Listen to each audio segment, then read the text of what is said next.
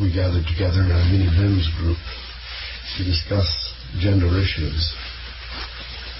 And I see my views, not everyone's. I thought I would start with some background in order that my perspective could be better understood. In the house where I grew up, a sorority met regularly. Once a week, my house was a sorority house. From my dad, I had special instructions in the proper expression of emotion, on love in relationships, and other emotional issues. And from my mother, I learned how to learn tools, especially the hammer, the saw, the screwdriver, to repair electrical appliances, do electronics, and of course to do mathematical proofs. After I left home through the tube to go to college, in a short time I was married, even though I didn't believe in marriage or monogamy or anything like that. It was already, I think, for the 1950s, a kind of a new model of marriage. And we did have 2 children, and eventually, in time, with the 60s, developed into a so-called extended family or hippie commune with a large number of people in many different kinds of relationships. It was in this particular phase of a family that the breakup occurred. I became single more or less in the middle of my psychedelic period. And then there followed a period of, I would say, psychedelic exploration of gender issues. I refer to this period myself as a kind of experimental mathematics, Pythagorean numerology, as it were. And then suddenly I was in India, living in a cave, and had my first experience of an extended celibacy. That's more or less my story. After that, I returned to California, and this was the time, this is post-60s now. The next thing that is happening is feminism, the women's movement, women's issues, and following a couple of years, men's issues. Then I was in a men's group of straight men, and I hated this group because their approach to gender issues explored, exaggerated, and firmed up and evolved differences, to me fictitious gender differences, tradition in the culture which they were affirming and reinforcing. So then I moved to another men's group, gay men's group, hoping there to find a different view of gender differences. But no, indeed, this particular group of gay men had the same gender stereotypes as the straight group, and maybe even worse. So I'd like to start with a hypothesis for the sake of triaphony, because I know this is not everyone's view, but I think it will help us to put gender issues in illuminated perspective, to make this assumption for the sake of discussion, not an original perspective of mine, but well known under the name androgyny. In this view, a person's soul, as it were, does not necessarily share the gender restriction of the biological body, and in the course of one incarnation experiences a kind of a piecewise development, the goal of which would be the exposure of a complete person. And along this path of development, there are various repressions take place, where part of the person is repressed according to some role models, gender-based differences, and so on, which may be fictitious, or let's say mythological, or cultural, social, as opposed to fundamental aspects of the structure of the soul. So the progress toward this completeness of a person, of an androgynous development, is hindered by social practices which emphasize the the difference between the genders, as if all what is possible to a man is what is encoded in the physical body. So this is hypothesis one, androgyny, as a perspective for the discussion of gender issues altogether. Now, what are these issues? Gender issues. There are dozens of books over these past 20 years defining one and then another and then another. Just as an example of one that I have been personally involved with in a fairly deep way is the gender issues in ability to do and to learn mathematics. And there, again, without realizing that this was part of a bigger program on my part, I took, for the sake of research, the position that there were no gender differences for learning mathematics. And perhaps little girls were taught that they couldn't do mathematics.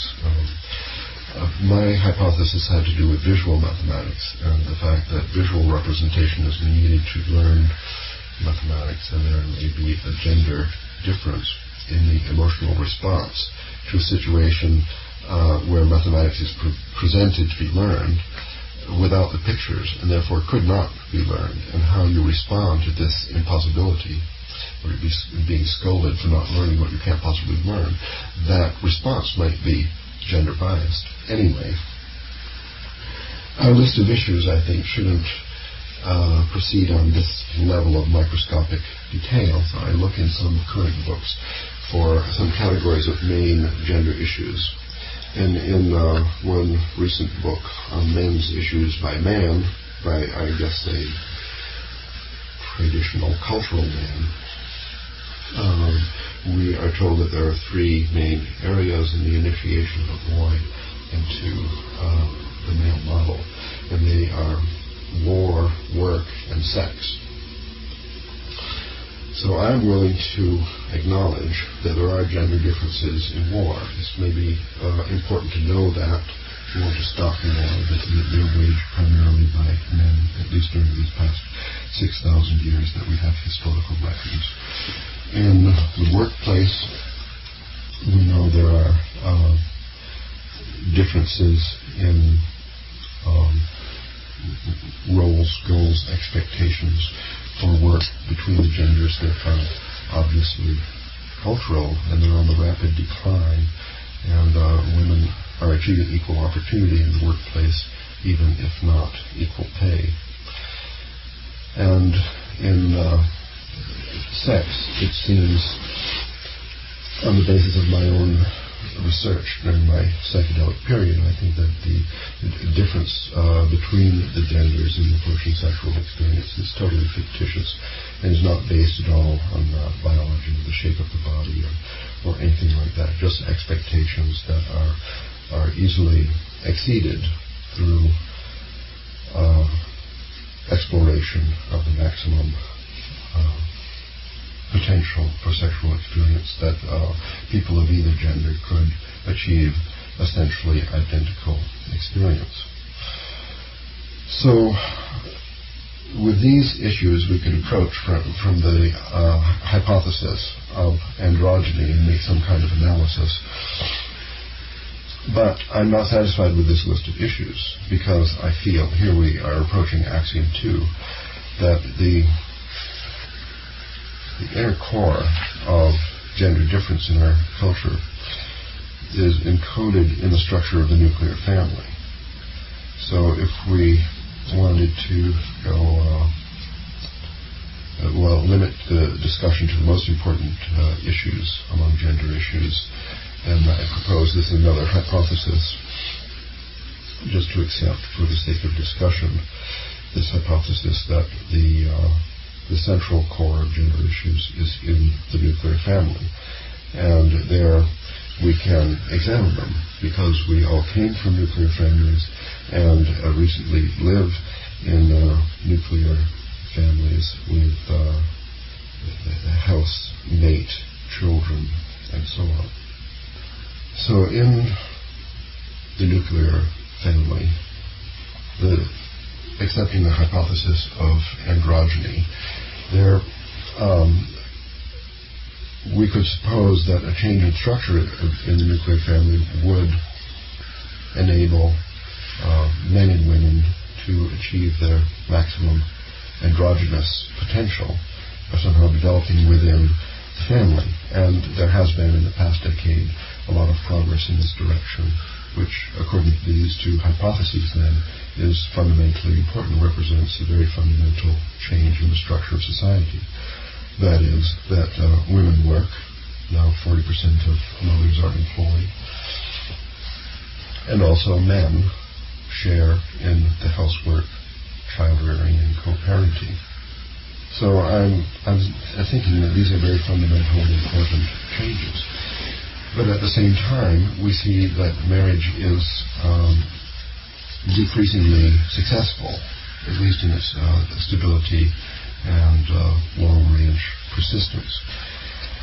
And the nuclear family structure could actually be lost through its failure to accommodate these very important changes of the mother and father approaching androgyny, balance, or symmetry in the relationship. So in terms of saving the world, I'm proposing to examine the microscopy of the destabilization of the nuclear family through the increase of balance and partnership within it. Ideally, we would like to have a social structure that was fair, where there was a balanced partnership of the genders, and at the same time provided the people living in it with happiness and the children with the maximum potential for growth and so on. I don't think that we've had that now. And this is, I think, it's a core problem. And it could be, since we're in the middle of a major phase change in the structure of society, which has been unchanged for thousands of years, that there are different backlash and reflexive reactions to these movements from which we suffer. Or it could be that these stresses and difficulties in marriage are incurable, and that nuclear family is an obsolete practice on the way to the dust heap, and will be replaced by a revival of a tribal organization or some other extended family, community, or village structure with children run around in bands. I don't know. But if the partnership of people would be to survive, I think that there are two issues that have to be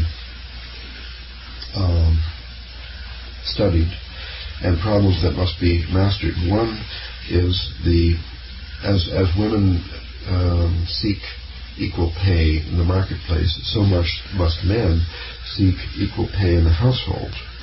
So I'm proposing here a bookkeeping system for families, for households, where an hour of work in the kitchen or the garden or at the office would receive points on the accounts, and that whether people were striving for equality, that is a 50-50 partnership or whatever, at least that they would get credited for what they do, because I think that there is a misperception, there's kind of a backlash in that women are reacting against 6,000 years of enslavement and oppression, and now under the banner of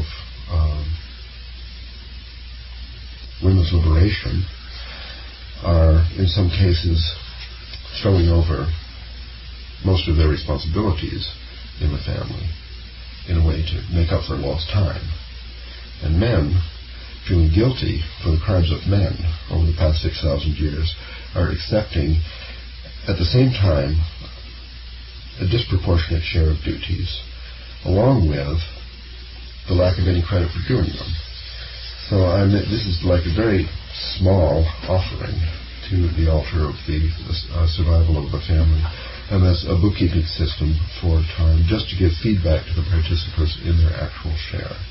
And each member of a household could keep their own accounts, and then annually there'd be a meeting with some external auditors or something, mediators, to iron out the difference, just as exactly happens with corporations and limited partnerships in the business world. The other issue, I think, besides accounting and fair pay, that needs to be addressed is the question of monogamy and jealousy.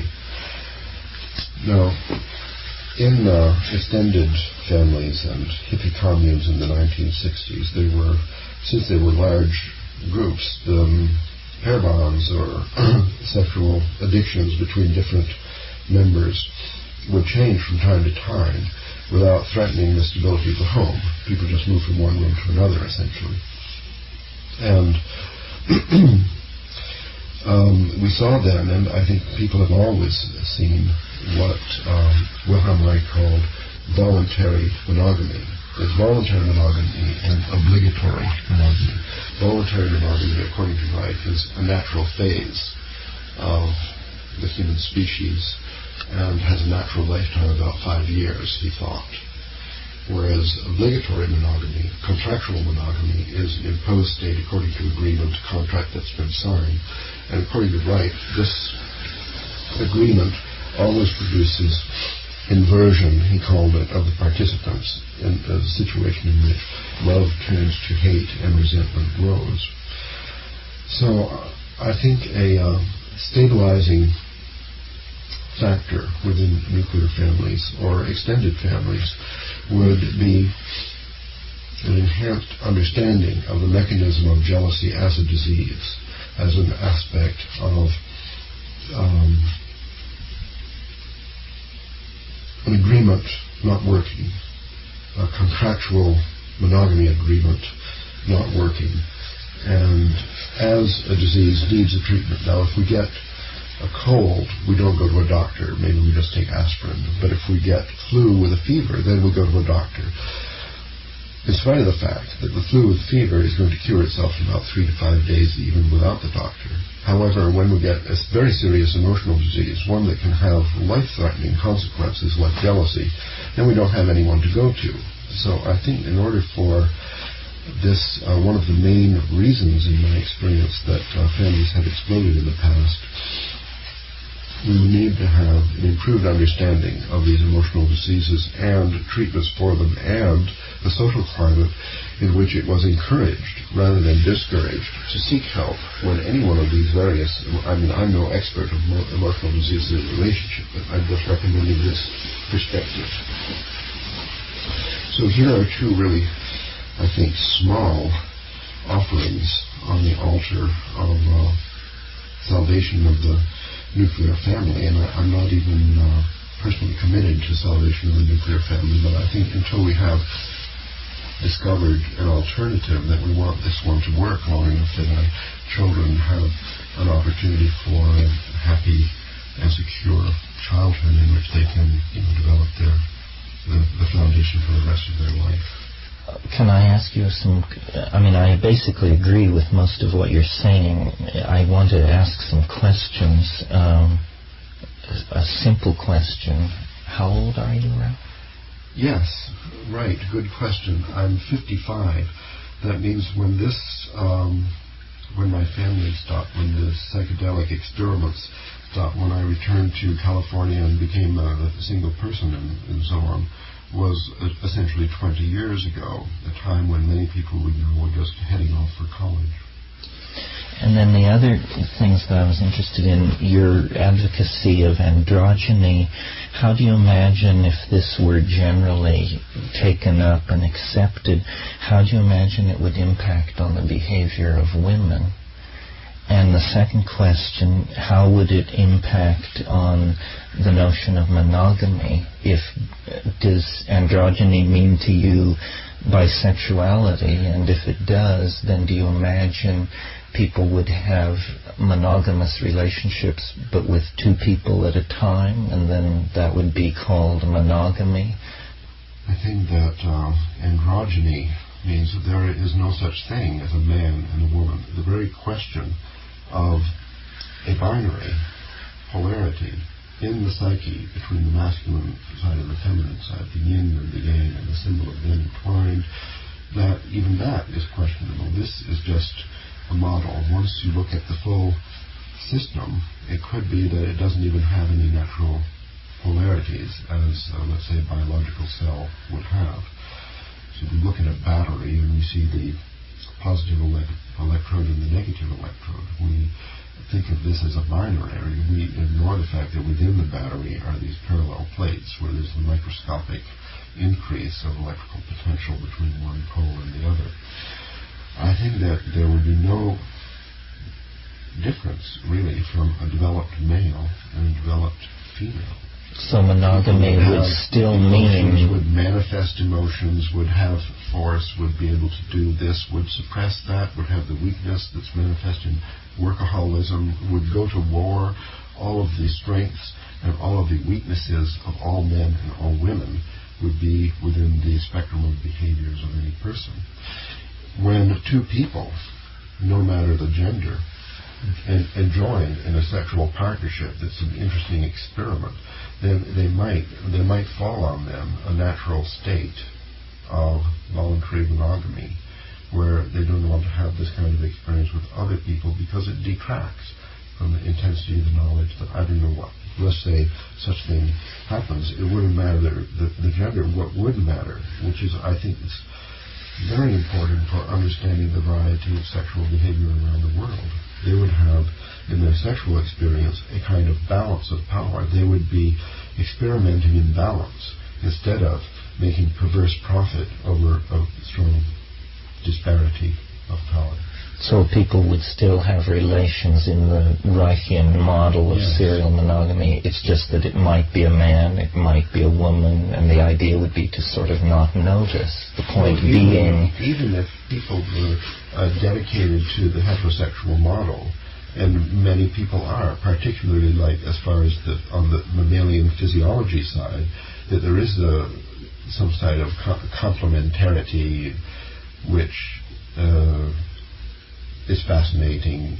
Even then, that the roles of positive, negative, top, bottom, active, passive, all of these things could be traded, no matter that one is always a man, the other always would. It doesn't even matter. The physical gender doesn't even matter to androgynes. And then this question, how would androgyny change the behavior of women?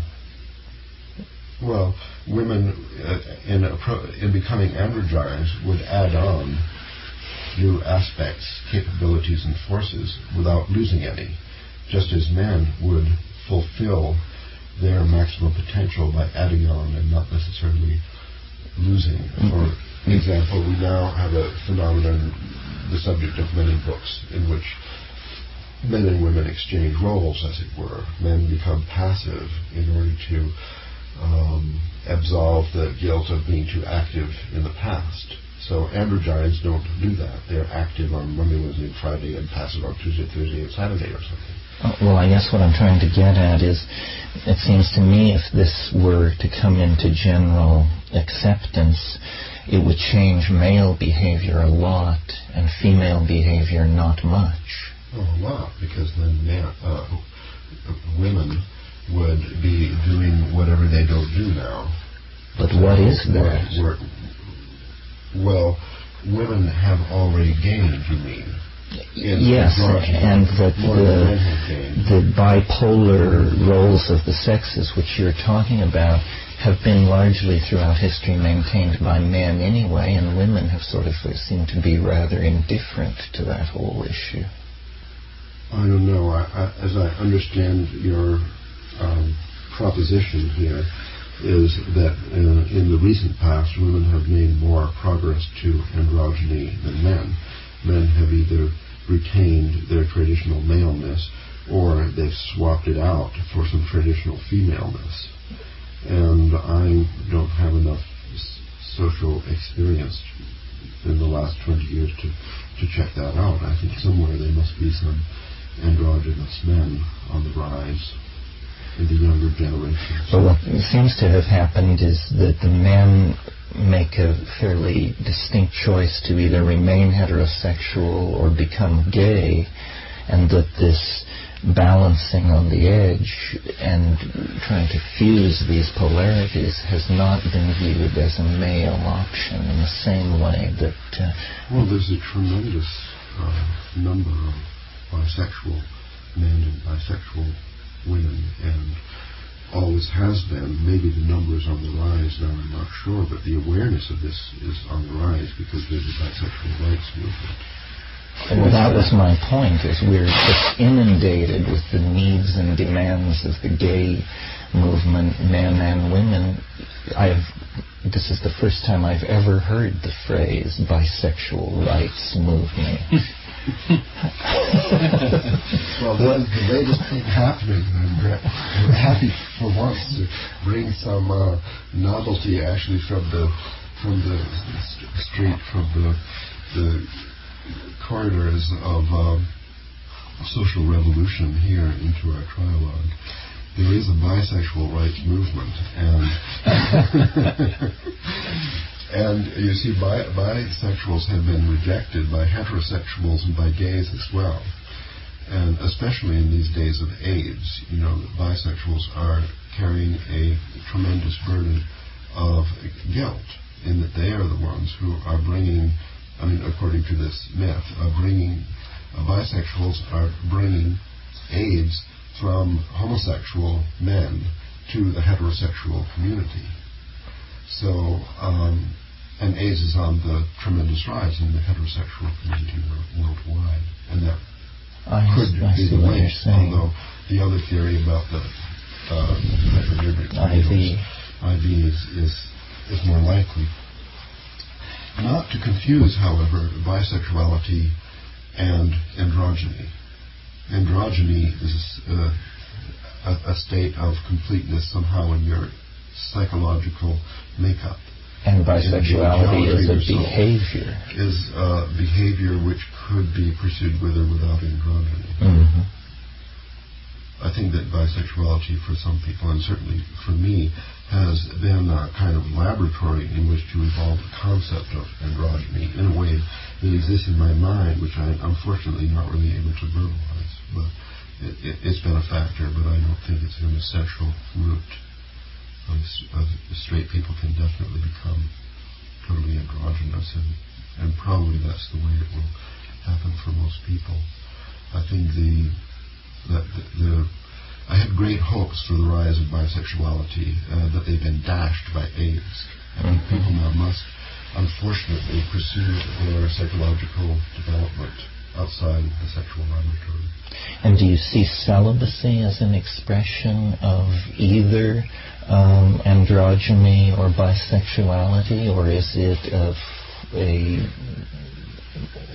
we'll say something about that. Celibacy is the best possible laboratory for, I believe. I mean, I don't believe much. It's unfashionable for us to believe anything, and we don't believe much, but I do believe that celibacy is the best possible laboratory for personal development. There, I've said it. Celibate rights movement. When I first went to India, and I was coming out of this laboratory period in Europe, my intention was to study tantric sexual groups all over India by joining them and learning their methods. That's not what happened. Instead, I became celibate, was living in a cave, and so on. Another thing that happened that I really didn't expect, never heard of, never dreamt of, was that I became silent. Muni, they call it, a Muni Baba, a silent yogi, like Baba Haridas in California. From this, it's analogous to celibacy, you see. When you're not speaking, you do hang around in social places, you walk down the street to get your groceries or whatever, and you listen, and you hear everybody talking, and since you're not talking, you can hear it in a completely different way.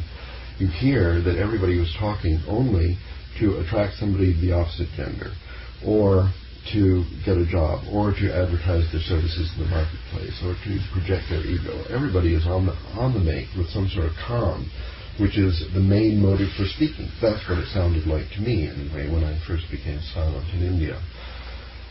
So when I became celibate, then I observed everyone's sexual behavior in this way also. that for one thing, when you're celibate, then people sense this on the unconscious level. This is perceived, like vasectomy is somehow perceived, and they therefore feel safe to tell you their sexual histories. They are safe because you don't respond, and therefore you become a kind of a listening post, and you hear all this experience. And it's very reinforcing, I think, this idea on the similarity of the genders at the deepest levels. It's a great laboratory, celibacy. But you were actually being facetious when you suggested that we need celibate rights, because I can't think of a right that's being denied celibate people. Oh, no, celibacy is insulted on a daily basis. When I it is. in India, you can walk down the street and be moody, and it's okay. You go to the vendor and you want to buy some vegetables, if you can't point out the price or something, they'll write it on your slate for you, because this is understood, it's accepted. Likewise, celibacy. But in France, try being celibate in Paris. People attack. They attack, and they want to ask all these questions, like, oh, you're a vegetarian, well, do you eat eggs or not? They want to know all about it. So do you masturbate? Do you this? Do you that? Do you watch when other people, to what extent? They want to know all this, and they want to attack, and as soon as they can find a way in they'll go. So Well, maybe they're just curious. Yes. It would help, I think it facilitates celibacy to have a respect for that state. And I think many people would be much happier if they understood that this state was a desirable one, that it was an acceptable one. Withdrawal from any addiction has, there's a painful period, there's a difficult period. I found for sexual addiction that it took fully 6 months to become totally at ease and comfortable with celibacy. I think some people could do it much faster. What do you make of all this, Rick? Well, I'm listening with some amusement. I think that the ideal of androgyny is, in a sense, the liberal ideal, which in the last 20 or 30 years has attracted many people, because the idea of women's rights becoming like men has made women, as Terence pointed out, rather more androgynous than they were. They've taken on many attributes of men. Not that I think they've achieved a full functional androgyny. Most women I know are like an emulsion rather than a true synthesis. They have the male part which comes on at work and so on, and then there's a female part that comes on in other contexts. And so there's a kind of emulsion of these different aspects, often in conflict, and often creating all sorts of tensions and disturbances, like successful career women who then go into tremendous things about should they have children and how can it fit with their career and so on. It's not as if these are successfully fused for most women I've met. So I think there's been a taking over of male attributes by a lot of women, and I think that many men have had various female roles thrust upon them, or in some cases voluntarily adopted them, child rearing, housekeeping and so on. So a lot of things are an emulsion also. I think men are an emulsion also. And I think that this androgyny is, I can think of very few people who've actually achieved this state.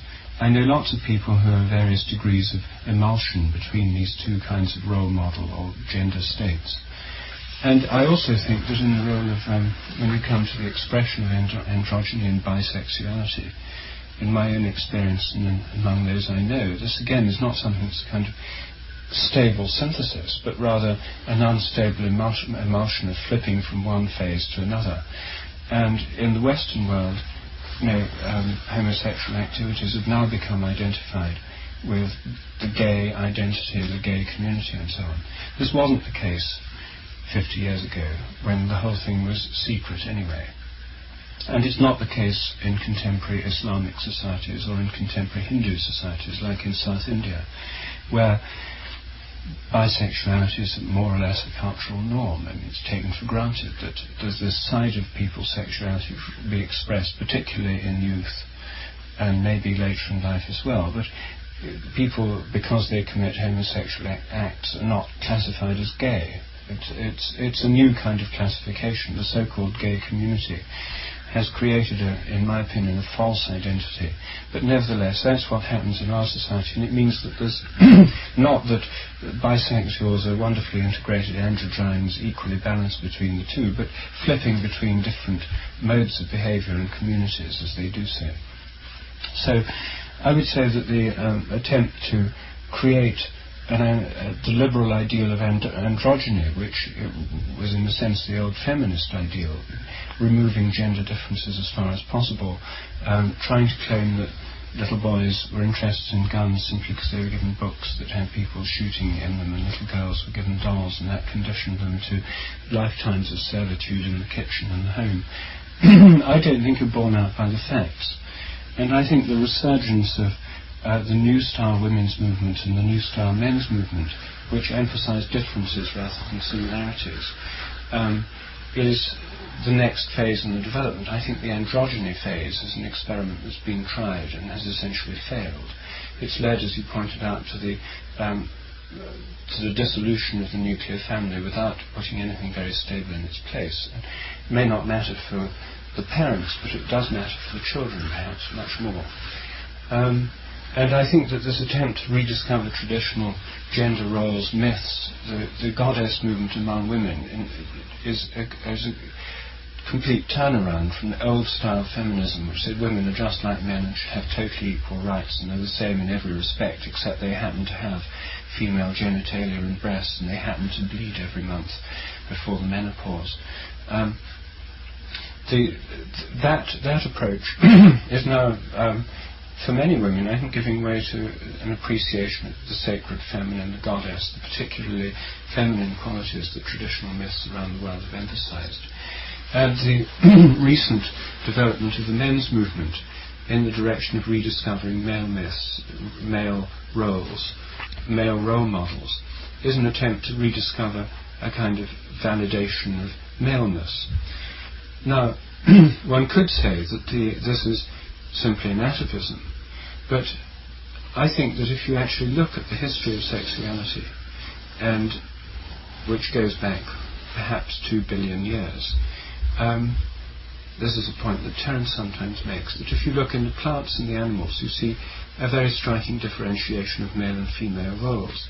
In males, in both plants and animals, the gametes are small mobile cells produced not just in millions but in trillions, pollen grains in plants, countless pollen grains floating around, and sperm, 5 to 10 million in every ejaculation, or however many it is.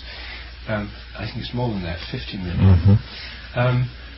Then the same is true of pollen grains. The ratio of 50 million to 1 is a common kind of ratio in gamete production, found throughout the entire animal kingdom, millions of species, throughout the entire plant kingdom. Every flower is a tribute to this. It may have 5, 10, 15, 20 eggs, but it may produce billions of pollen grains.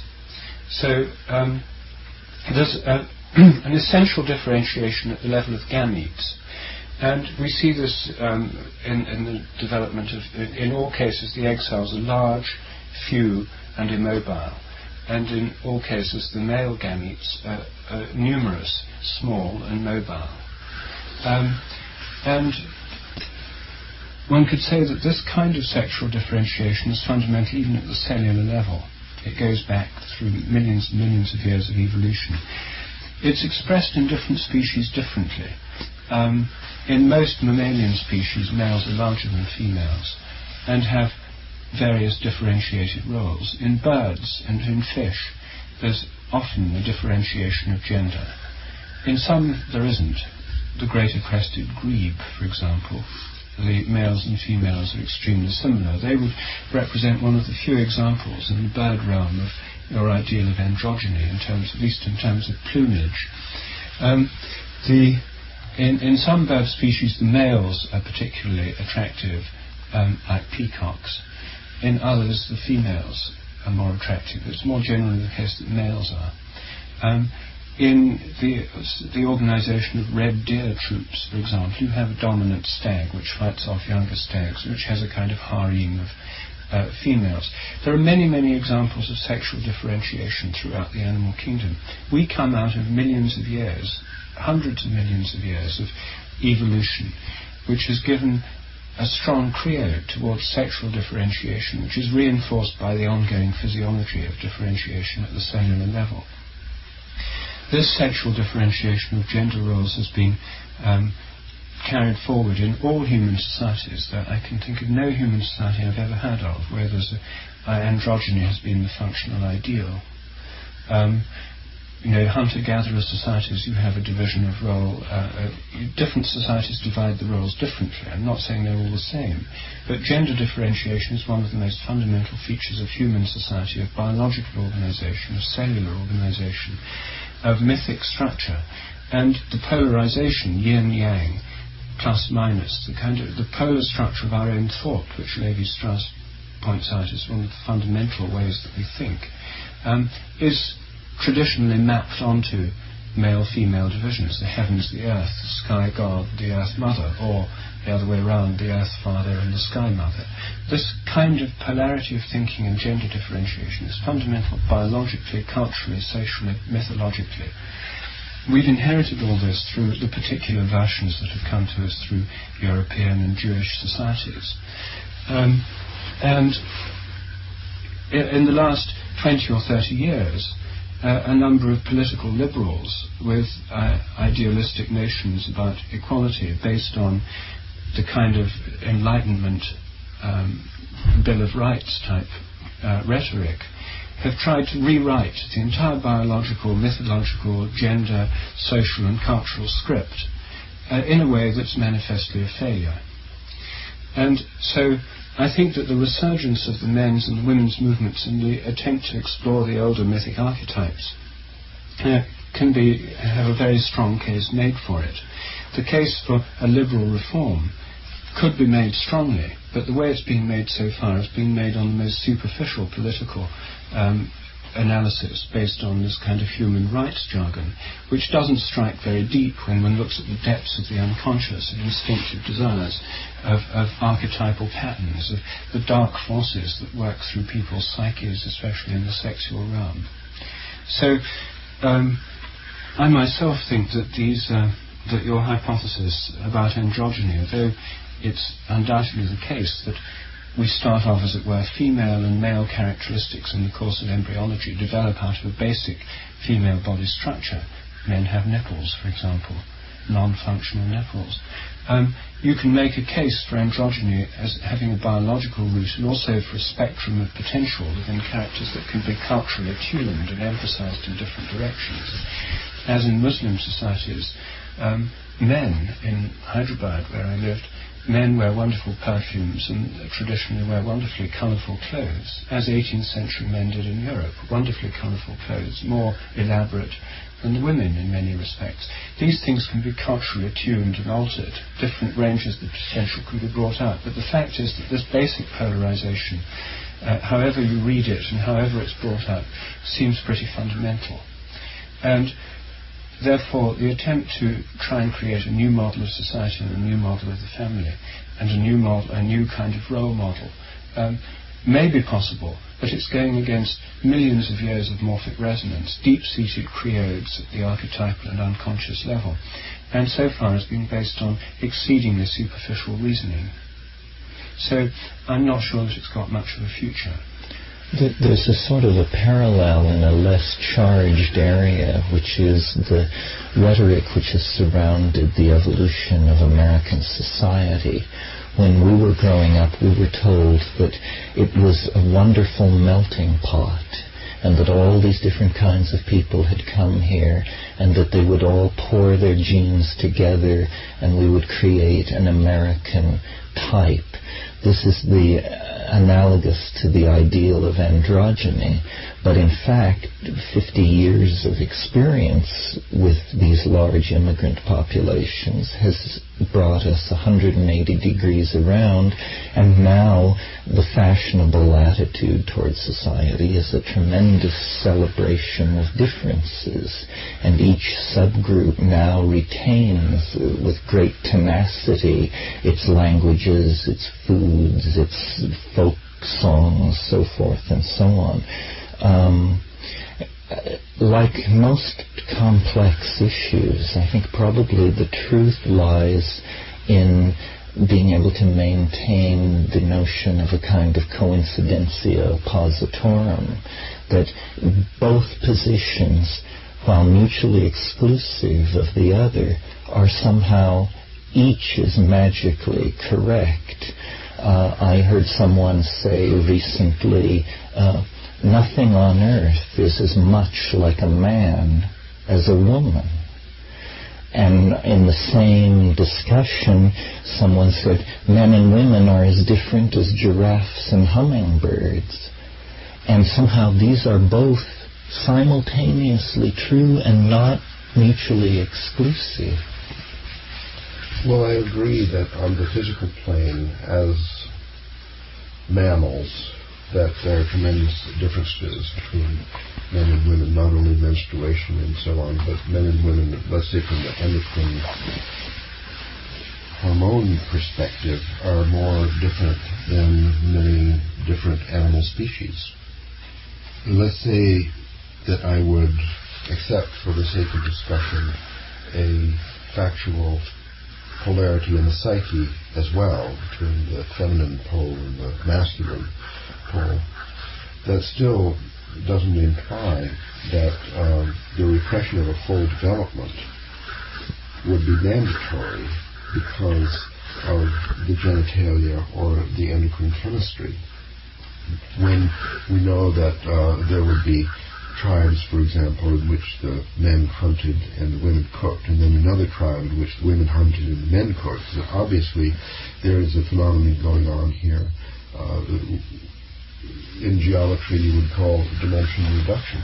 We have one binary, let's say strong weak, and then we have another binary hot cold, and they together comprise a two-dimensional space. But if there are too many dimensions, then we compress this on one dimension by identifying male with cold and female with hot or something. So the alignment of these binaries into a reduced geometrical package, I think, is a cultural function. And even though we would have a mythological tradition 6,000 years old, doesn't mean that it's not mandatory for our future to try to escape it. For example, the repression of chaos by order, the murder of Tiamat by Marduk, is 4,000 or 5,000 years old, and is actually an example of this reduction of dimension, where one binary is mapped onto another. We have the male-female, and we have the order-disorder. Seeing them they're squashed in a way that doesn't make any sense. Certainly, any person will improve their development by learning to cognate disorder as well as to understand order. It's not necessary that a woman would feel more comfortable with disorder and a man would feel more comfortable with order. We have to reject that in order to fulfill our development. One effect of this, let us say, men maximizing the development of their female pole and vice versa, is in the area of empathy, which I suppose is very important in families. Even if one partner has undertook to do all the breadwinning while the other partner has accepted the role of housekeeping exclusively. So for the one to understand the other's housekeeping or the other to understand the one's work, it would be very useful to be able to empathize and to cognate and cognitively deal with these other categories. The one that was left out is the one I'm proposing. You never lived in an extended family of your own blood relatives. No, because my parents were dead. my brother was. I did when I came back from India. I lived in my own hometown for 4 or 5 years till I got married, and that was a sense rerouting myself in my ancestral territory. I mean, extended families only really work when they're coupled with being connected to the land and the traditions of the place where you're born, your native place. As soon as you have people moving hundreds of miles to get jobs or get away from their parents, and then parents moving off in America, the return of the extended family would involve the sky's dark with jumbo jets flying from Florida, bringing back all these grandparents and senior citizens who are there in their droves, and dispersing them back to where their children are. But this kind of thing, this dispersal caused by cars, mobility, social change, starting with the Industrial Revolution and urbanization, means that the basis for this, namely geographical connectedness to a place, isn't there. Well, I did try that too, but living in a small town in the English Midlands, it did indeed appeal to me. I like it. I still have a house there. But I actually tried that experiment, connecting with those members of my family who do still live there, and but it wasn't sufficiently satisfying in my case. Well, it may be that there is no solution by going back to old models. It's important to remember that the average person 100 years ago who was 50 years old was dead, and that we must reinvent our lives at least 3 times. Most people in most traditional societies were dead at age 45 or 50, and so these problems, temporary solutions were fine because life itself had a temporary quality. You didn't have to create solutions that would last 75 years or 60 years. This is an unheard of dilemma for human beings that is very recent, and I dare say we're not doing too well with it. Well, the fantasy of recreating a new version of extended family, this was, of course, one of the main features of the hip subculture in the 60s and the commune idea. And when that experiment failed, I felt a great loss, because that was somehow, as far as daily life is concerned, the most important aspect, and when it vanished there was no replacement. Why did it fail, do you think? I now feel that I do have an extended family. I have wonderful and close friends, and they're all over the place. Where I live, there's no one. There's my partner Ray nearby, but we're really isolated. And there have been, after I acknowledged that the telephone and the jet plane will not maintain family, I have thought many times about moving, other people moving, and somehow re-aggregating in a common geographical location, no matter if it had a tradition for any of us or not. And if we were free to do this, we could actually create extended family. We would have to have enough money to buy the real estate, put the houses and so on, where we could essentially create our own village, voluntary communities. And this would require even a greater level of mobility than we even have now, because we are too bound where we are to even do this. So life is passing, the years are going on, and the dream of having an extended family is receding farther and farther as no one has been able to organize one. Maybe this explains the remarkable attraction that computer networking has for some people, that it's an incipient virtual extended family and could be made more explicitly real if this were raised into consciousness. Really explicitly real, and you found that your needs for community was completely satisfied in this way. When you came finally to parent, if you were a woman and you're going to have one child, you still find no way to do it. You have no family support for the actual parenting that goes in a room or two in a house somewhere. Your family is too far away. So I came to the conclusion that old-fashioned, antique, geographical proximity is the only way to have real family. And real community. Yes. And there's a very good analysis by Wendell Berry in one of his essays about the way in which the modern cash economy has grown up precisely through fragmentation of those things that are most important to human beings, namely the sense of community, family, closeness of connection to nearest and dearest. As soon as you begin to fragment communities, people still have those needs. So in order to re-establish them, they need telephones, cars, jet planes, the travel business, and they now have to spend billions of dollars, hundreds of billions in aggregate, to do what were done free before, namely meeting neighbours on the street and talking to friends.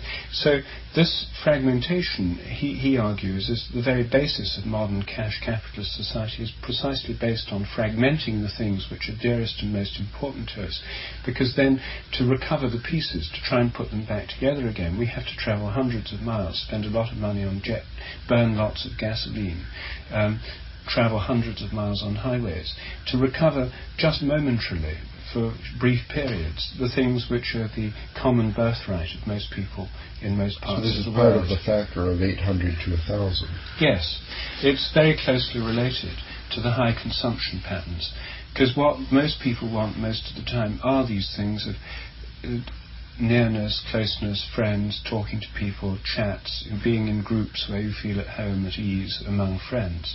Now to do it, you have to earn lots of money, and then you have to drive a long way along Highway 1, spending lots of money on gasoline, polluting the atmosphere, to come to Esalen for a weekend, so you can get that feeling of togetherness in a group and sense of, and then disperse again, and then earn more money so you can come back again. So in future our society has got to abandon mobility. It's a failed experiment. Well, we are in the act of doing that. Maybe we're over the hump. It sounds like it was the automobile that destroyed all this, and perhaps the new electronic technologies, of which it is always said they are shrinking the world, they are knitting us all together into one, are in fact overcoming the dispersion which took place under the aegis of the mechanical technologies of steam and petrol. Well, it's fine to blame the automobile or the train, but I think actually we have an addiction to travel. We love it. We love to get on the plane and go somewhere far away and have an experience which we later describe as very illuminating and developmental. God, we complain about it constantly. Well, we don't need to do it. You see, traditionally in an Indian village or somewhere, you can have the experience of the other or the new by going on foot for a day. So I agree it's unnecessary, but I think that now we're in a state of addiction, so in order to recover, to abandon mobility, we're going to have to kind of use a 12-step program, not just blame the automobile or the Industrial Revolution. I, first of all, volunteered to go to college some 1,000 miles away from home when there were excellent colleges nearby. My father was extremely angry about this. He knew this was wrong, and that was just one step, as he thought, to going even further, and that's true. Then I took my first job. It was in California, another couple 1,000 miles farther from home, and here I am still flying to Vermont once a year to replenish my family relations. But if we assume that these electronic technologies are going to continue along this line of obliterating time and space, then it's reasonable to assume that in a generation or so this is going to lose its force, and that if you want to see Mom will be there in her virtual totality. It won't work properly. It won't work, because we've been hearing for decades, well, at least 10, 20 years, how telephones and computers and all this, well, you can work anywhere. You can be a stockbroker living in the depths of the country. Yet, in London, still, the City of London's full of commuter trains coming in the mornings. All the stockbrokers still work there. They don't work in the depths of the country.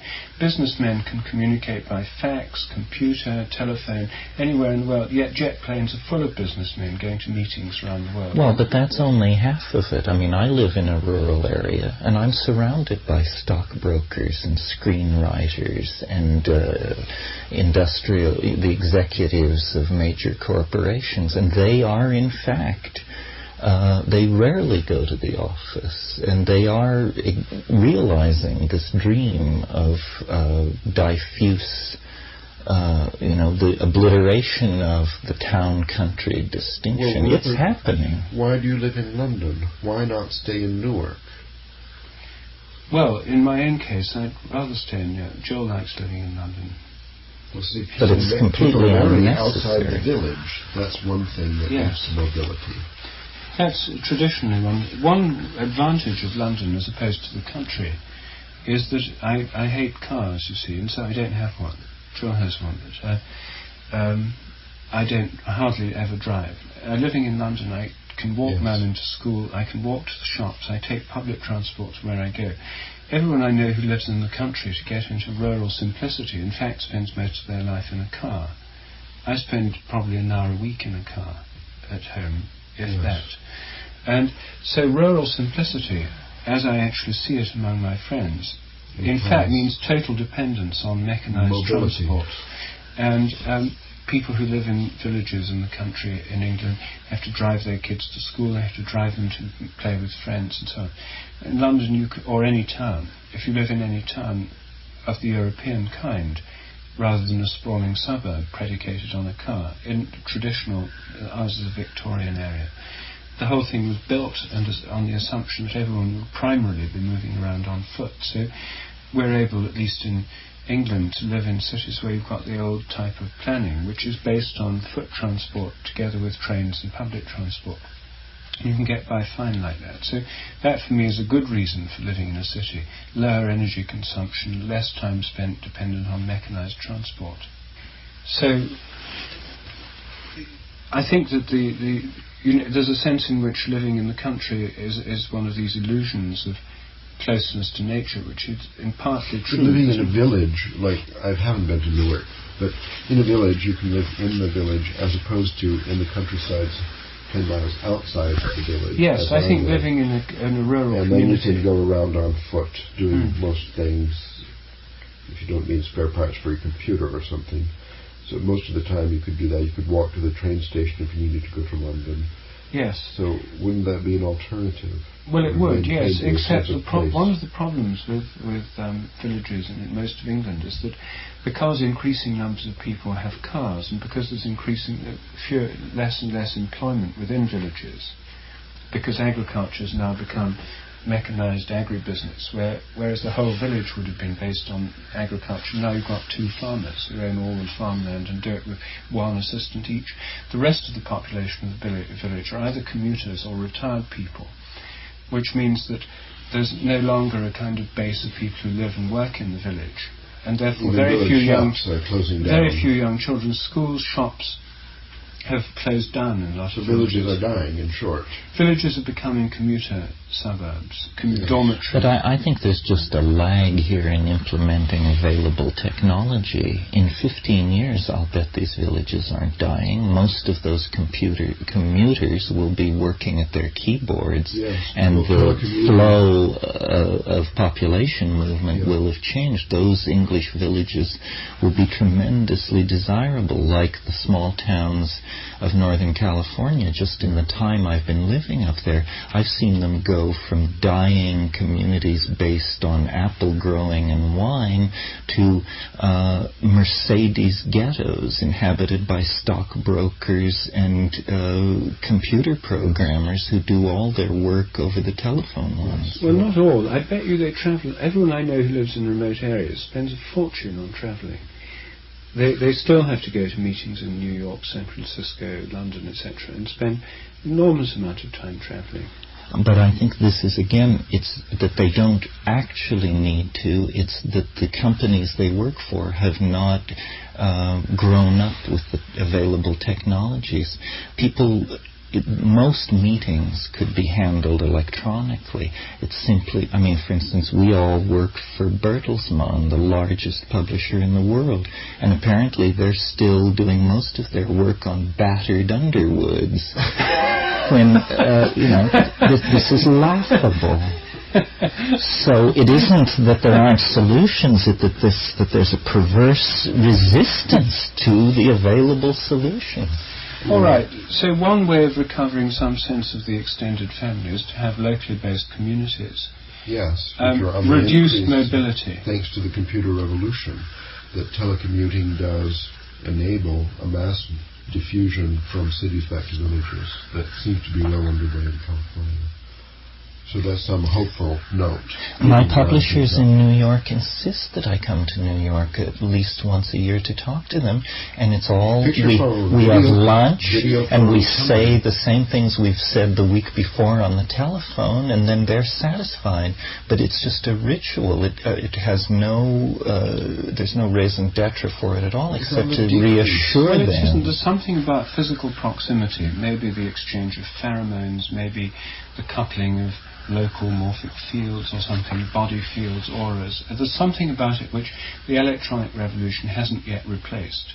And that's why I think all these businessmen are jetting around the world to meetings. They could do most of it by fax or teleconferencing. The fact is that these things haven't, for most people, yet worked, and it's because there's some need they don't satisfy.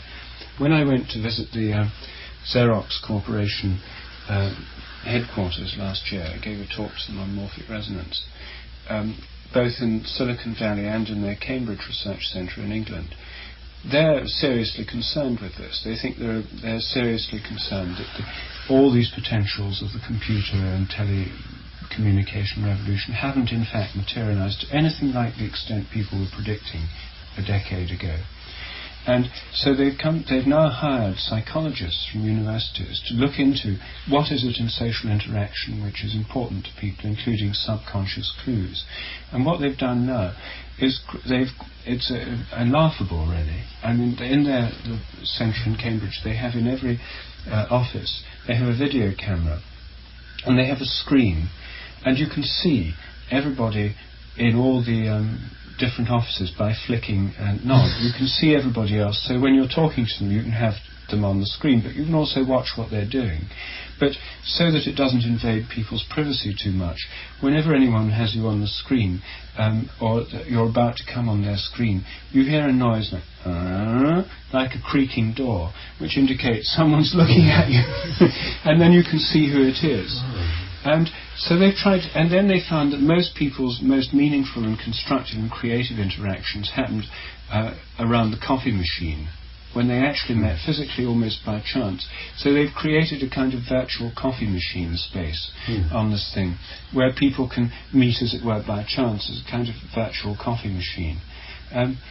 So they're trying to do this, but it's so laborious, so artificial, and so pathetic, that you can see what they're trying to do. They're trying to address this question. At least they've realized there's some appalling deficiency in this kind of communication that leaves most people deeply unsatisfied. There's something about physical proximity that hasn't been substituted. This visual thing is a step to make it more so, but even that is clearly unsatisfying. And still, most people, with all these expensive gadgets, do most of their talking by the real coffee machine. Yes, well, I personally urgently long for a real village. I don't even know one to move to. And a real village with my friends in it, and I think my life will be unfulfilled if this is never achieved. And not only I wish it for myself, but for the whole planet, the reversal of the trend of dying villages and growing cities. Well, you must move to Occidental, Ralph. We'd love to have you. Yes, or Hampstead. Yes. You're right. It gives me great satisfaction to know everyone in that town and have a first name exchange with the girl who bags my groceries and the guy who pumps my gas and so forth. I don't think that's an unrealizable dream for you at all. It's not even unrealizable in cities. If you look at traditional cities like Siena in Italy, traditional medieval cities are based on a whole series of neighborhoods, and you get this also in Indian cities. You have bastis, which are like villages within the city. They're villages where everyone knows everyone. There's the local shopkeeper, local potter, and local this and local that. And so the traditional model of city life is of tight-knit communities which have the qualities of a village. Hampstead in London, it's called Hampstead Village and has something of that quality. I know most of my neighbours, say hello to the people in the shops, they know me, conversations. You see the same people year after year. This does happen. Village in New York is called. Yes, when I stay with people there, it was a real busty. It still is. I'm amazed when I stay with my friend in Greenwich Village and we go out for coffee. To me, it's this teeming city of millions of people. I wouldn't expect to ever encounter anyone I know. And his entire experience is of greeting people, inquiring how their business and health is going, and he knows who these people are. And he's only lived there 4 or 5 years. So there is... people do create community even in the most visually unlikely environments. And they try to do it even in suburbs. You see, I think the suburb represents the attempt to create a community which is a village, but actually it's neither town nor country. That's right. It's a failure. It's a failure, but that is predicated on the car, and we can blame the car for the sprawling suburbs, which then, in order for people to get anywhere or do anything, they have to use their cars, go to shopping malls, take kids to school, that kind of thing. So the traditional model of cities and the traditional model of villages both have this local community as a key feature of them, which provides some of the qualities of the extended family. And usually the extended family lived in the local community, so it was part of the So is what we're concluding that to overcome the alienation between the genders,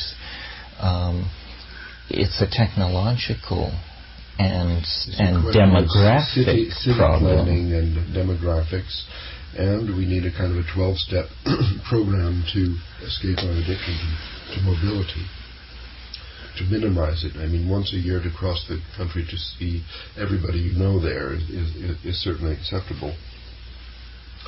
And perhaps this is already happening. And Wendell Berry and people like this are revisioning the structure of entire nations. Well, Esalen is a village. And Esalen is a resort. But there is a large, seemingly stable population. I mean, I know more people per square foot of Esalen than anywhere else on Earth that I recognize. I've been coming here so long. It's hard for me to convince myself that there's a large throughput of people because there always seem to be the same people. After villages are reinstated and people give up mobility and our village becomes our extended family, I have a fear that there is still some problem about how to organize co-parenting and partnership of the genders within households that we have not solved. Well, the question that's a really interesting one now is whether the revival, and we've tried androgyny, it's been tried by many people and it's worked up to a point, but it, as you point out, has been associated with, in fact, the demise of the nuclear family in the sense that most marriages now end in divorce in certain parts of the world, like here. In Britain, I think it's 45% of marriages end in divorce. I think in the United States it's about 52% or something. In other parts of Europe it's less. Britain's the highest in Europe, the closest to America. So the old model is obviously crumbling, and this androgyny move hasn't saved it. In fact, it may have made it worse. So now we have the question of, do these new rediscoveries of male and female myths, a process only been going on some 10 years, and in the case of the men's movement only 2 or 3 years, and in fact only in the last year has it reached sort of mainstream consciousness. Is this process likely to meet with more success in stabilizing gender relationships. The androgynous model creating a kind of fluctuating emulsion of roles with no role models or no sense of identity or no norms. Can that give way to a new model that's somehow related to much more ancient mythic patterns? That's the experiment that's currently being tried. No one knows how it'll turn out, but it's a new experiment, and it's because the consciousness of, in this new form of post-feminist male roles and so on, is something only just developing. So what would you rate its chances of success, Ralph? Probably low, given your preference for the liberal androgynous model. No, I think that people will accept rather than deny the observed term of marriage. They will, upon deciding to have a child, make a sort of premarital agreement, as it were, with clauses in the contract as to where the child will go and what will happen in case of a separation. That among these agreements might be an agreement to stay in the same village. This would be one of the main stabilizing forces for villages in future. Whereas now the tendency is, after the dissolution of a marriage, that the partners move to different villages because they don't want to see each other or something. So that would be, I think, a stabilizing thing, the acceptance rather than the denial of the shorter-term marriage, the provision of conditions that would preserve the extended family even when the nuclear family disintegrates, not moving too far. Then the children will be able to walk back and forth between different parents' households, other friends, nephews, relatives, and close people, and so on, all within walking distance in the village. And maybe this is a kind of a negative view, but I like this. I never accepted the marriage institution in my life as something fundamentally correct. So in this context, with the extended family secure and pressures released from the nuclear family, I think people could join for a short time in parenting, understanding if it became very uncomfortable to live in the same house, they just live in different houses, and the impact on the children of such separation would be much smaller. This would be increased mobility on the village scale. And if this were going on simultaneously with what we discussed last night, a much greater commitment to have only one child, the psychological stress and the financial demands on all parties, I think it would all feed together into a somewhat happier situation. People wouldn't need to adopt a lot of children from developing nations or something, because in the extended family the children run around in tribes, and there are cooperative child care, for example. That means that 12 children come to this house for one day, and then the next day they're in another house. So people would have adequate contact with people of all ages, having their lives enriched in that way in the extended family. Yes, well, this is certainly one way of looking, one perhaps step. But what about the next thing related to roles and genders? Is this the revival of the interest in rites of passage for boys and for girls? You know, the coming into one's own gender through a traditional initiation or rite of passage. And I think that a very strong case can be made for the need for these initiations and rites of passage. Now, it may be that traditional rites of passage, they've died out for the large part.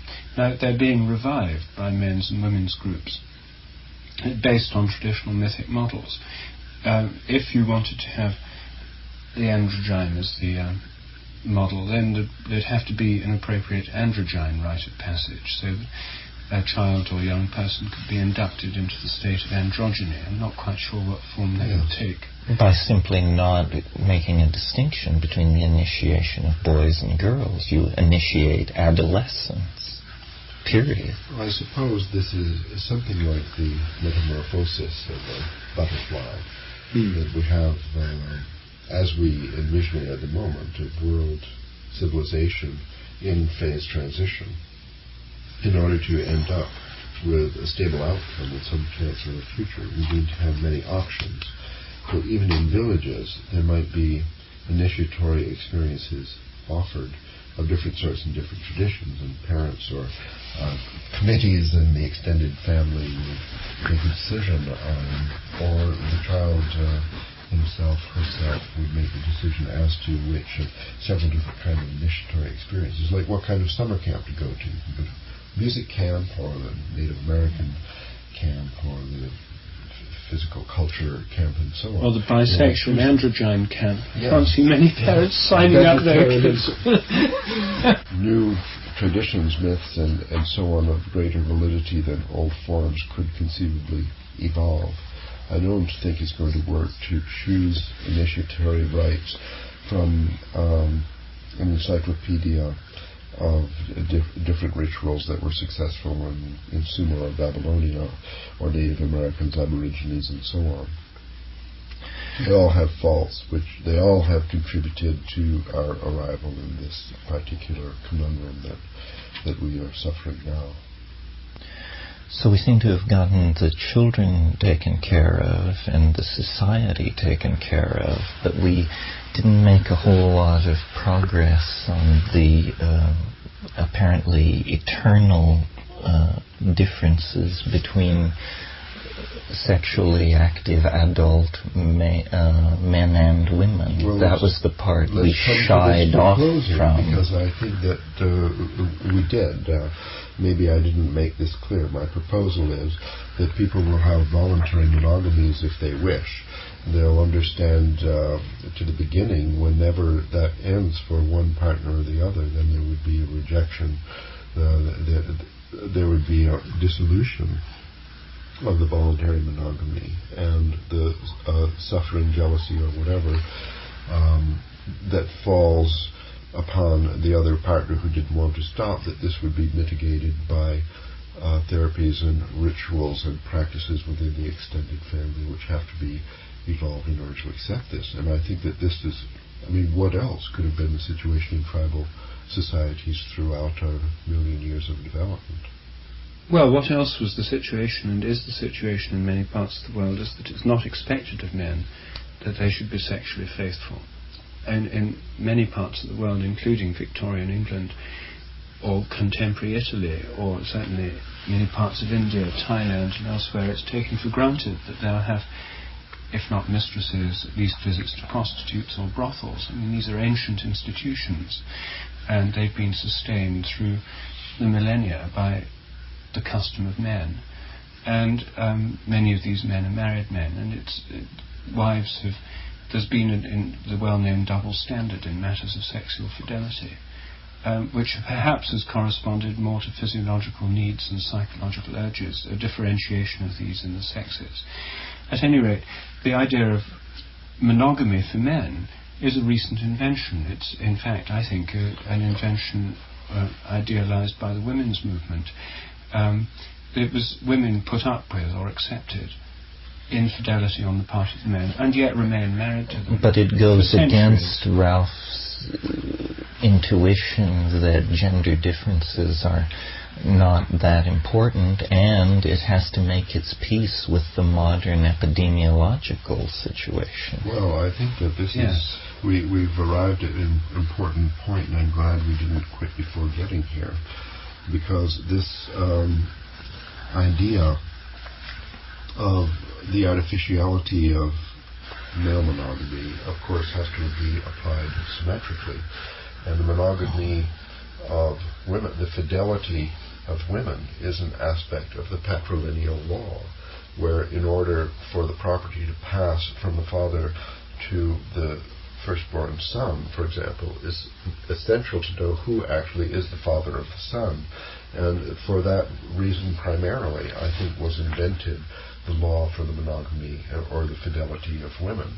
We have to give that up. We have to give up the patrilineal law in order to have any kind of stable society, I think, in which men or women change sexual partners whenever they wish. I think it goes deeper than that, because if you look at the homosexual community and assume that among male homosexuals behavior is going on completely without influence by the values of women, and that among lesbians behavior is ordered completely without regard to the values of men, you see that the sexual behavior of male homosexuals is vastly different than the sexual behavior of female homosexuals.